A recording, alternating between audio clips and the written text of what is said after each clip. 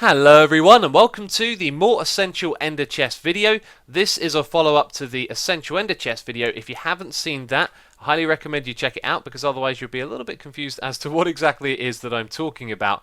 So in that video, what I covered was all of the things that you could put inside your ender chest to make it more useful. Now this mainly involved combinations of items that would allow you to craft many things, because often or not in this game you're forever travelling back and forth to pick up some items that you forgot that you needed for your build. So the idea was to put as many of them in the ender chest and make it as useful as possible. Now that video was really well received. I want to say thank you to all of you for the wonderful feedback. Seemed like a lot of you really enjoyed it, and there were tons and tons of ideas being shared in the comments, so I thought I'd make a follow-up video and we could go over some of these ideas.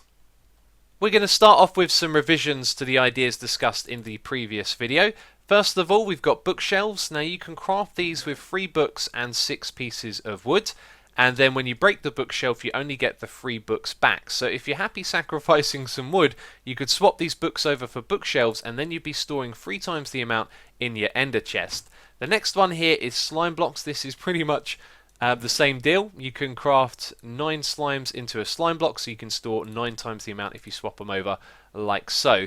This next one was heavily discussed in the comments. It's flint and steel. Some of you suggested storing gravel. Now if you were to store gravel in your ender chest, you'd also need a fortune shovel to get more out of it than storing flint, and if you store flint you can of course use that to make arrows as well with some feathers.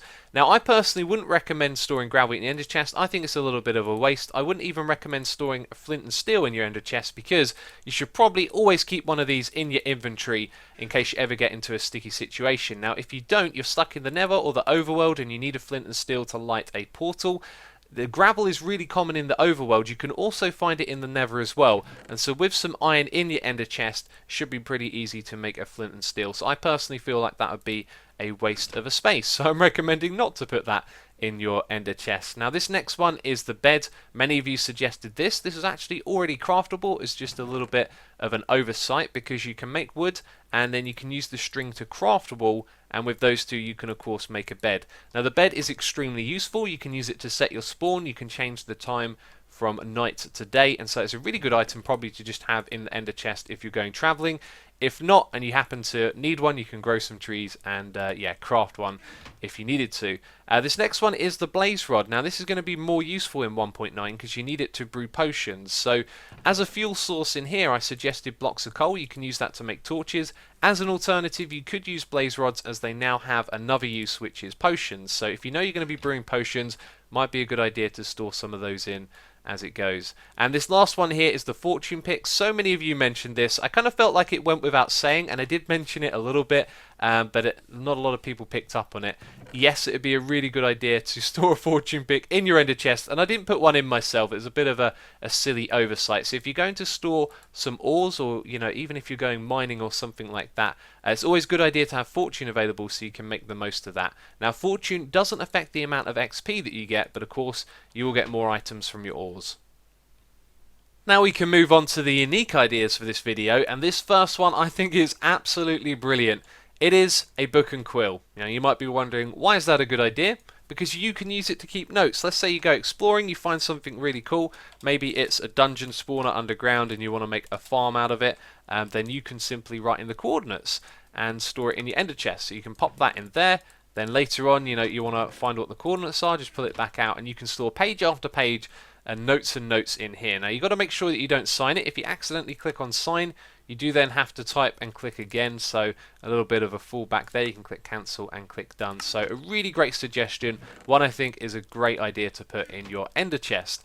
This next one is simply a fire potion for if you're going to the nether. Really good idea to have one of those on you most of the time in my opinion, but a good idea to store one in the ender chest as well, just in case you don't usually do that. So if you go to the nether, obviously it's a little bit hazardous. If you go branch mining, something like that, you fall into lava, then having one of these on your inventory or in your ender chest is always a really good idea. Now this next one is the Frostwalker enchantment. This is especially good for if you're going on a long journey. Maybe you come up against an ocean that you want to cross. You can just slap on your Frostwalker boots and go straight across it. So a really cool idea to have that in your ender chest, of course, if you're going exploring. Now the next one is the elytra, simply because it's the elytra. You could be out exploring and find an amazing view and think, hey, I want to go flying around here. And of course, if you left it back at your base, it would be a little bit disappointing. If you got it in your ender chest, then you've always got the opportunity to use it. So I think that's a fantastic one, especially in 1.9 when we all want to be using our elytras. Now, last of all, we've got a sword, and this is actually a Smite 5 sword. If you're in the Nether, you can use this to kill pigmen one hit. You've got to have Smite 5 on your sword, and then you jump and you hit them with the critical, and when you kill a pigman in one hit, it means it's not going to aggress any of its friends, so they won't become aggressive, you'll stay safe, and that's a really good idea. Let's say you've got a load of pigmen on your bridge and they're being a bit of a pain. You can open your ender chest, grab your Smite 5 sword and take care of them.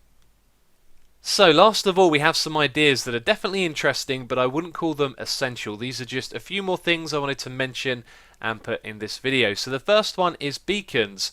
Now this should be pretty obvious. Let's say you're going out somewhere and you decide, hey, I want to settle down here and do a little project. Then throwing down a quick beacon with some of the iron you've got stored in there can always be helpful. But the other reason I think it's a good idea to store them in there is because it's one of the most valuable items in the game, and it's one of the ones you want to know is protected. And so by putting it in your ender chest, if the ender chest gets blown up, of course your item is still going to be safe, which is in general another use of the ender chest. Now this next one was suggested quite a lot, and personally I felt like it was an item that you probably wouldn't want in there. If you were going to use sponges, you probably know you were going to use sponges, but I thought I'd mention it anyway since so many of you commented about it. Sponges is something you could include in the ender chest, as it does have a unique use. This next one right here is the pumpkin, and you can put this on your head if you don't want to deal with endermen, so it's going to be most useful in the end dimension. If you really don't like dealing with them when they get aggressive, then throwing a pumpkin on your head is going to be a way to prevent that, and of course it's something you could therefore put in your ender chest.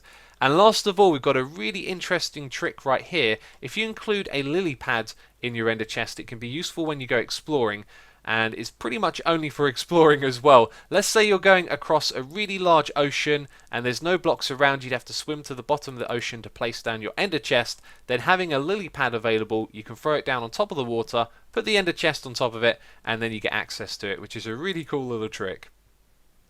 So that's it from me. This video is probably going to be the last one that I do on the ender chest, and if you want to know how to put an ender chest on your head, then there's a link on the screen and the description box down below. If you've enjoyed this video, please do leave a like, and I want to let you know that one of the next videos that I'm preparing is how to manage your inventory and make it as useful as possible. So if you've got any feedback or ideas for that, leave them down below and we can make that into the most useful video possible. But that's it from me at this one, so as always, thank you ever so much for watching, and I'll catch you next time. Bye bye.